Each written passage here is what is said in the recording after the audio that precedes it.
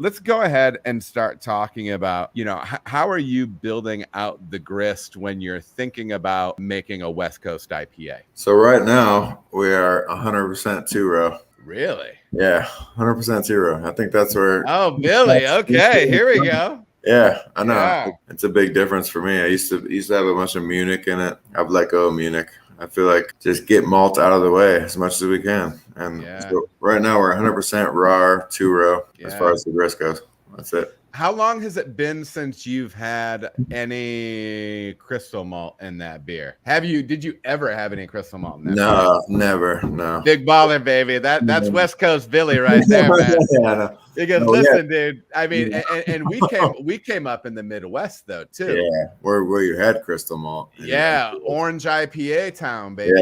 Yeah. We never did that. Yeah, just a little bit of Munich, or 10% Munich, or I think we were at like 5% Munich when I first put it together, but that's it. Now it's just 100% two-row. That's cool, and I like that because I feel like back when I got into the game, I mean, especially in Michigan, I mean those oranger IPAs were really where it's at, and I mean, listen, Two Hearted is still like rated the number one IPA in the U.S. And that's got some Crystal 40 in it, I'm sure. Oh yeah. Well, first of all, straight up that it's two-row. There's Munich, there's Crystal 40, and there's wheat for head retention. Yeah, exactly. You know what I mean? Like yes, and I'm sure they've tweaked that out. But I mean, but that's one of those.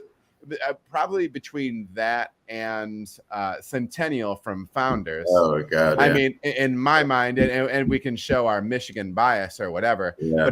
But that's what Midwest IPA is for sure. I mean, and it can be your style or not. Yeah. But that's what Midwest IPA is, for sure. And there's certain ramifications with that, So if you want to take the real extreme version of it, let's talk about Huma from Shorts. Yeah, for sure. Again, that beer is bitter. Yeah, and it's dark, man. Yeah, dude.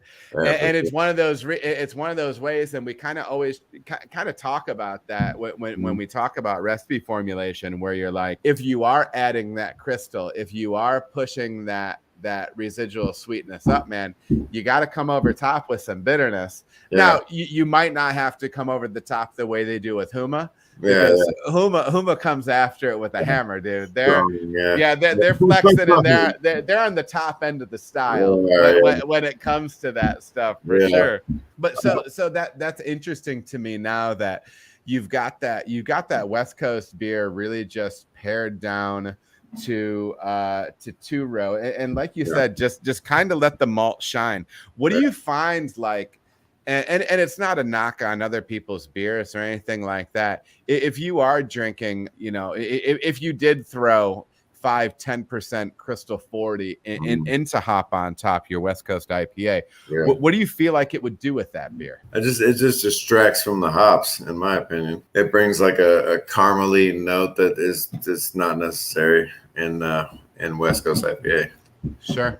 At least where we're at now with West Coast IPA. It's just a showcase for the hops. I mean, I think so.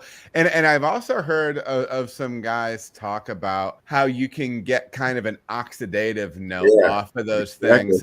Well, can you speak on that at all? Because we were talking about it recently. Somebody was asking me, and like, just give me your take on that, because I can't really flesh that idea out. Yeah, that's true. Like crystal malts kind of lend to that oxidized hop character. I think it's got a way of I don't know. And when you're kind of talking oxidation like that, is it kind of the classic like cardboard newspaper thing, or is it just something that tends to kind of like dull out the brightness of the hop? I think it dulls out the brightness. Yeah, and it's a distractor from what's going on. Definitely. This slight caramel character that kind of pulls away from what you're trying to do with hops. And so you've got a real straightforward bill with this, with the RAR malt. I like RAR.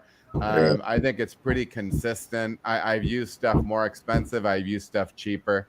And I think that stuff's a pretty good workhorse. Yeah, it is. As far as that goes, so we're not talking about any body malts, any protein malts, any color malts. All right, everybody, thank you so much for watching. If you feel as if you got any value out of the video, please like and subscribe. There are also other videos that you can watch. They're gonna maybe be over here or over here. Appreciate you watching.